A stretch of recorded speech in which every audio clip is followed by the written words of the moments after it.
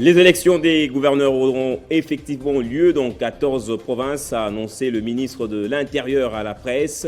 Aucune date n'a été pour l'heure avancée. Le Congo central, pourtant complet, figure également sur cette liste. On verra le décryptage de Crispin Chibinkoufoua.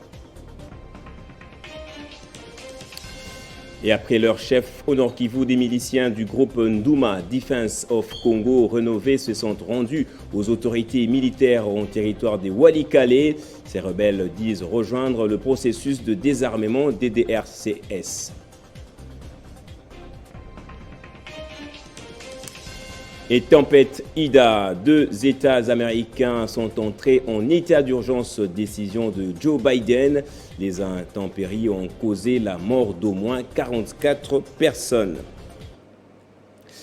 Mesdames, Messieurs, bienvenue à vous tous et merci d'être avec nous sur Télé 50 à la une de l'actualité. C'est imminent, les élections des gouverneurs dans quelques provinces auront effectivement lieu, a annoncé le ministre de l'Intérieur Daniel Assello sans évoquer de date. Aucune assurance aussi du côté du budget. Un rapport se trouve déjà sur la table du chef du gouvernement, a dit le chef de la territoriale. Consécutivement aux instructions données par le président Félix Tshisekedi lors du Conseil des ministres du 7 mai 2021, sous la tenue des élections des gouverneurs dans quelques provinces, le vice-premier ministre de l'Intérieur, Maître Daniel Assello, vient d'annoncer à la presse l'organisation imminente des élections dans 14 provinces, sous les 26 que compte la République démocratique du Congo. Il s'agit de Bazouele, Olomami, Ituri, ça sera après l'état de siège, Kasaï central, Kasaï oriental, Kinshasa, là c'est le vice-gouverneur, Congo central, Kwango, vice-gouverneur également, Lomami, Mai-Ndombe, Maniema, Mongala, Tanganyika, Chopo. Le vice-premier ministre de l'Intérieur souligne que depuis sa nomination par le chef de l'État, il a hérité d'une situation de crise persistante qui bloque les bons fonctionnements des institutions provinciales. Des crises dues aux vagues des motions de défiance, de censure ou pétitions contre le gouverneur et vice-gouverneur. Cette annonce intervient après une série de consultations qu'a entamé le vice-premier ministre Daniel Assello, d'abord avec la CENI, ensuite avec les présidents des assemblées provinciales et les gouverneurs des provinces, où les crises persistantes ont vu de trouver des solutions politiques consensuelles.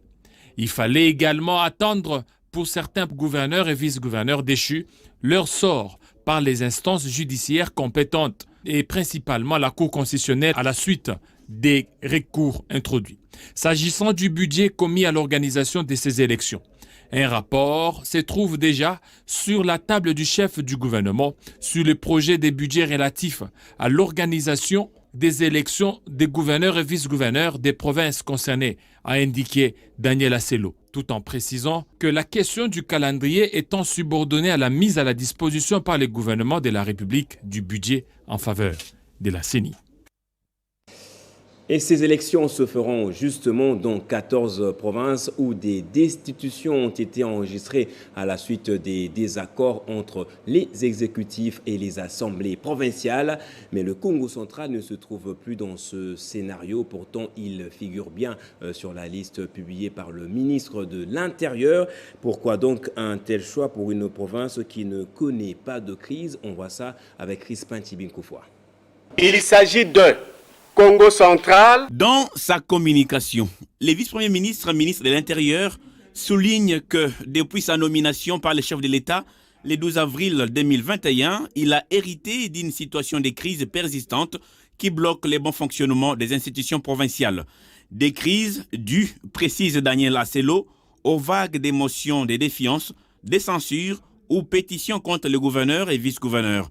Ce qui n'est pas du tout le cas avec le Congo central où il n'existe aucune crise à ce jour. S'il est vrai que cette province a connu une crise institutionnelle occasionnée par l'affaire Mimiguette fin août 2019, il est aussi vrai que cette crise s'est estompée en octobre 2020, soit 6 mois avant la nomination de Daniel Assello comme VPM de l'Intérieur, ramenant ainsi les calmes dans la province. Alors, de quelle crise Daniel Assello parle-t-il au Congo central, quand on sait que depuis octobre 2020, l'harmonie est parfaite entre l'Assemblée provinciale dirigée par Jean-Claude Vouemba et le gouvernement provincial sous la conduite de Atouma Toubouana.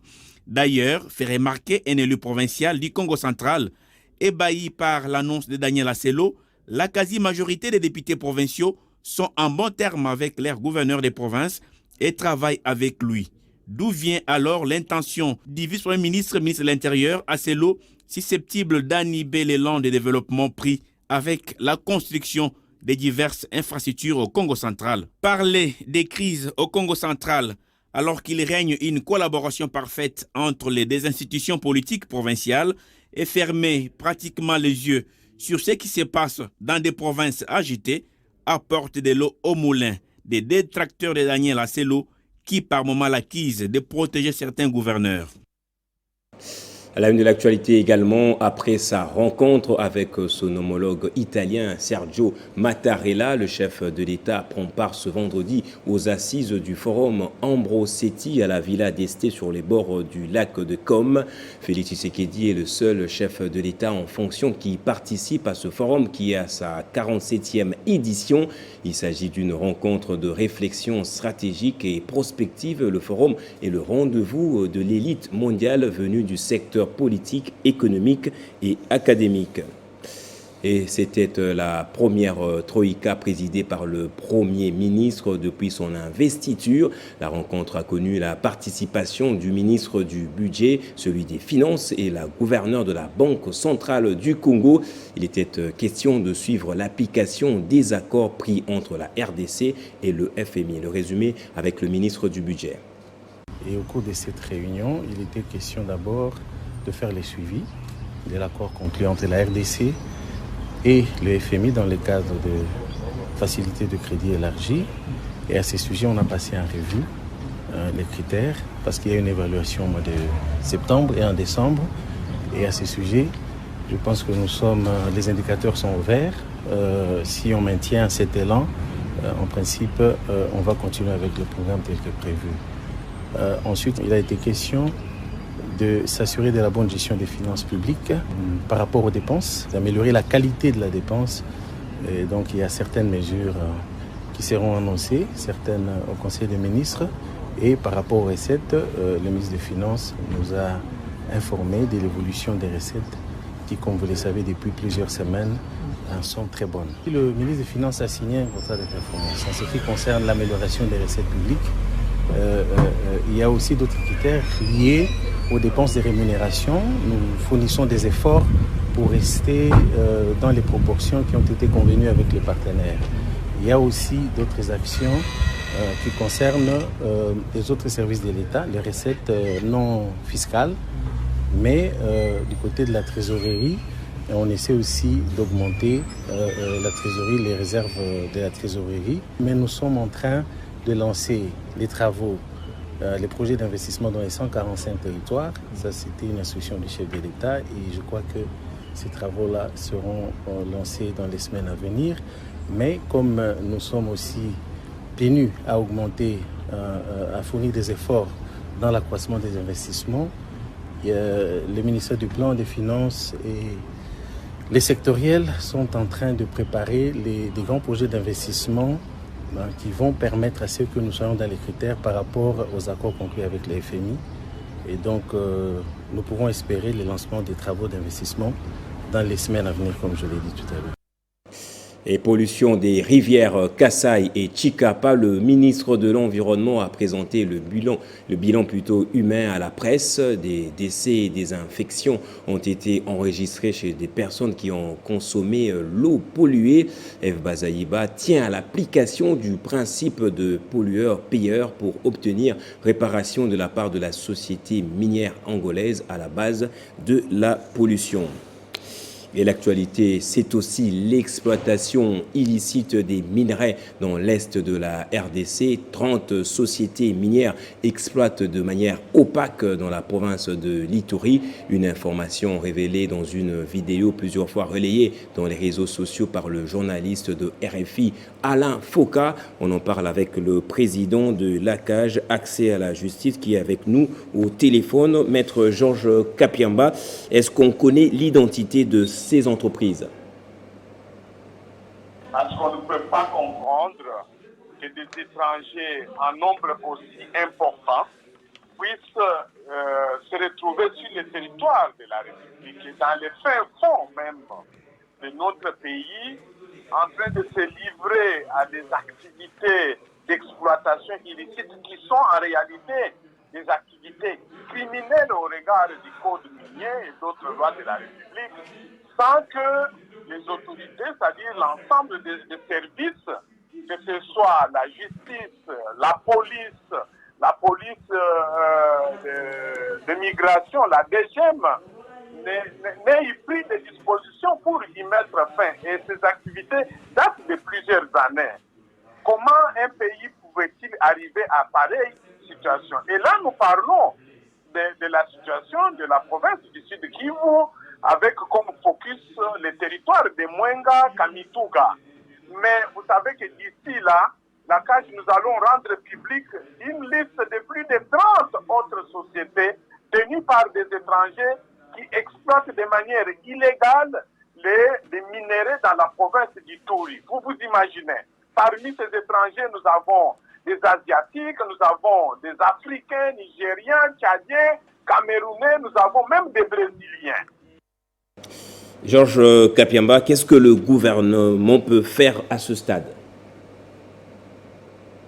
Alors, nous disons que ce sont des activités dangereuses pour des raisons. La première raison, c'est que ce sont des personnes qui entrent sur notre territoire en utilisant la corruption. Ils corrompent les agents de l'administration, principalement de l'administration de migration. Ils corrompent les éléments de la police nationale. Ils corrompent les agents de l'administration des mines au niveau provincial pour avoir des faux documents devant leur permettre de séjourner dans ces zones, alors qu'il leur est interdit de séjourner, de se retrouver ou de vivre dans ces zones. Ils vont même jusqu'à corrompre certains membres des gouvernements provinciaux. Vous savez, même pour Sud Kivu, selon les enquêtes de la CAJ, nous avons constaté que même un ancien ministre des Mines était impliqué dans ces bradages. Et ils utilisent encore la corruption pour corrompre même quelques autorités locales au niveau des territoires et des secteurs. Donc voilà, on a eu déjà les contacts avec le ministère des Mines, c'est-à-dire Madame la ministre. Nous sommes informés qu'elle a déjà envoyé plusieurs équipes pour mener les enquêtes. Et nous demandons à ce que ces enquêtes puissent avancer le plus tôt que possible, que les conclusions soient établies et que tous ceux qui sont impliqués là-dedans, quelle que soit leur position politique ou administrative, que ces gens soient poursuivis devant la justice conformément aux lois de la République.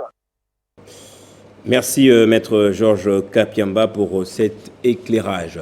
Et ils se sont rendus avec des armes, au total 17 armes tout calibre confondues. 68 miliciens de NDC rénovés ont dit rejoindre le processus de désarmement, démobilisation et réinsertion communautaire et stabilisation tel que voulu par le gouvernement. Pour le porte-parole des opérations Sokola 2, Nord Kivu, de plus des groupes de rebelles commencent à se rendre, même les plus radicaux, depuis l'instauration de l'état de siège. Et les Afghans et la communauté internationale devront patienter encore un peu. Le nouvel exécutif ne devrait finalement pas être dévoilé avant samedi ou plus tôt, mais bien avant cela, des dizaines de femmes afghanes ont manifesté jeudi à Herat, dans l'ouest de l'Afghanistan. Les manifestations ont voulu appeler au respect des droits des femmes, 19 jours après la prise du pouvoir par les talibans. Aucune annonce ou cérémonie liée à la présentation d'un nouveau gouvernement n'est prévue ce vendredi, a indiqué un porte-parole du mouvement islamique à l'AFP, précisant qu'il ne fallait pas s'attendre à aucun développement à ce sujet avant samedi au plus tôt. De retour au pouvoir, 20 ans après avoir été chassé par une coalition amenée par les États-Unis, les talibans ont promis la mise en place d'un nouveau gouvernement exclusif et ont multiplié depuis leur prise de Kaboul le 15 août dernier les déclarations d'ouverture visant à rassurer la population et la communauté internationale. La composition d'une nouvelle exécutive fera donc figure de test quant à la volonté réelle du changement affichée par le mouvement islamiste. Dans le premier passage du pouvoir de 1996 à 2001, les appels à intégrer les femmes au sein d'une nouvelle exécutive pourraient toutefois rester une lettre morte au vu de dernières déclarations. Interrogé à ce sujet par la BCC mercredi, Cheikh Mohamed Abbas a ainsi laissé attendre qu'il ne pourrait ne pas y avoir de femmes nommées ministres ou à de postes de responsabilité. Cette perspective fait bondir les activités afghanes, dont une cinquantaine sont descendues dans la rue jeudi à Herat, grande ville de l'ouest afghan, proche de la frontière iranienne. Deux femmes afghanes manifestent pour leurs droits le 2 septembre 2021. De pourparlers sont en cours pour former un gouvernement, mais il ne parle pas de la participation de femmes, a déclaré Bassira Tahiri, une organisatrice de la marche. Nous voulons que le Taliban tienne de consultations avec nous. Et un mot sur le bilan de la tempête Ida avant de boucler ce journal qui a frappé New York par des pluies torrentielles et diluviennes historiques. Le bilan de la tempête dévastatrice s'est alourdi.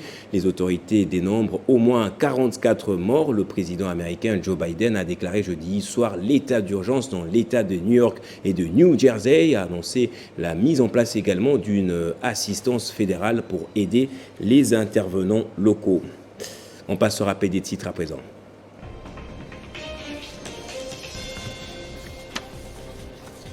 Les élections des gouverneurs auront effectivement lieu dans 14 provinces, a annoncé le ministre de l'Intérieur à la presse. Aucune date n'a été pour l'heure avancée. Le Congo central, pourtant complet, figure également sur la liste. Et après leur chef au Nord Kivu, des miliciens du groupe Nduma Defense of Congo Renové se sont rendus aux autorités militaires en territoire de Walikale. Ces rebelles disent rejoindre les processus de désarmement des DRCS. Et tempête Ida, 2 États américains sont entrés en état d'urgence, décision de Joe Biden. Les intempéries ont causé la mort d'au moins 44 personnes. Restez avec nous, on va prendre le rappel des titres à présent.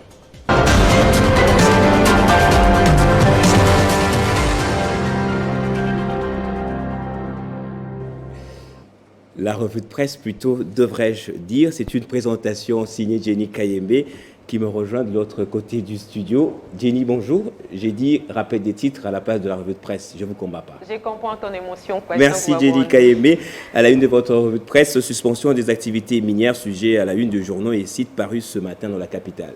Oui, Gaëtan, la décision est du gouverneur du Sud Kivu, Théo Ngwabidji.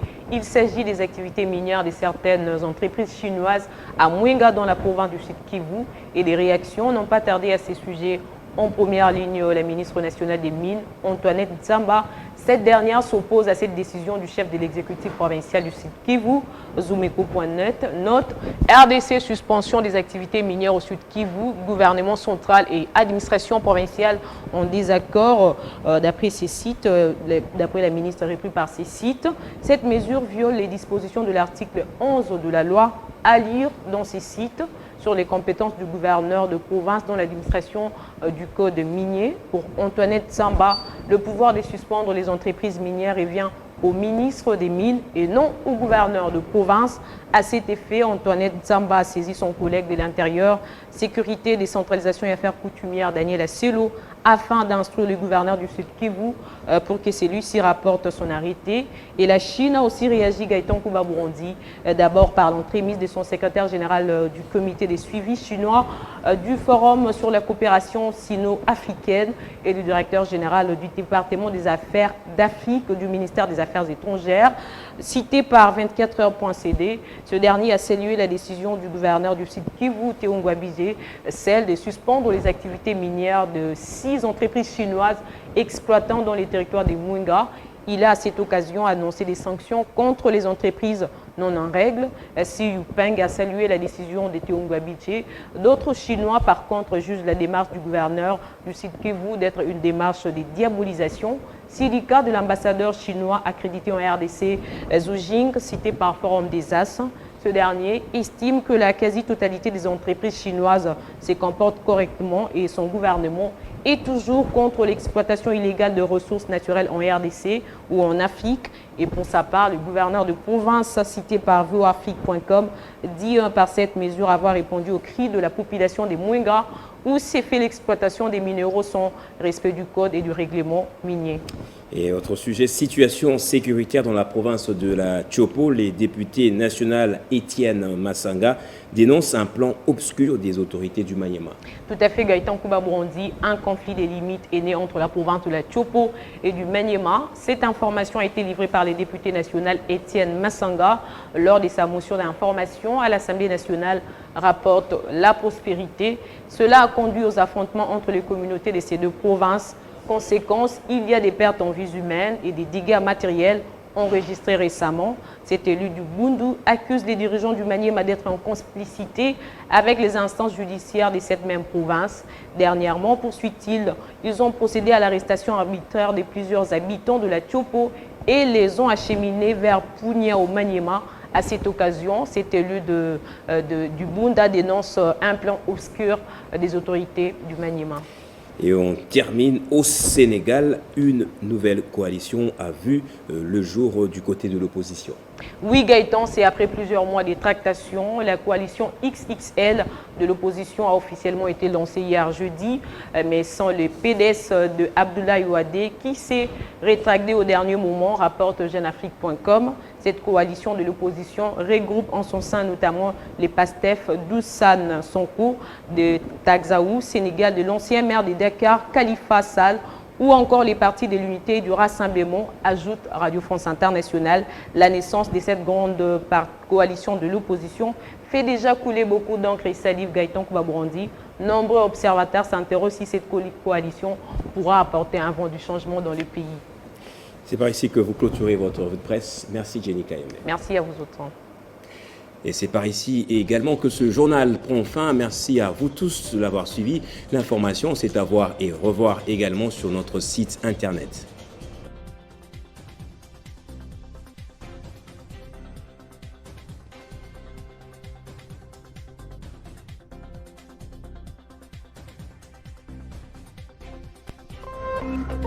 Téléchargez les infos Télé 50 sur www.télé50.cd.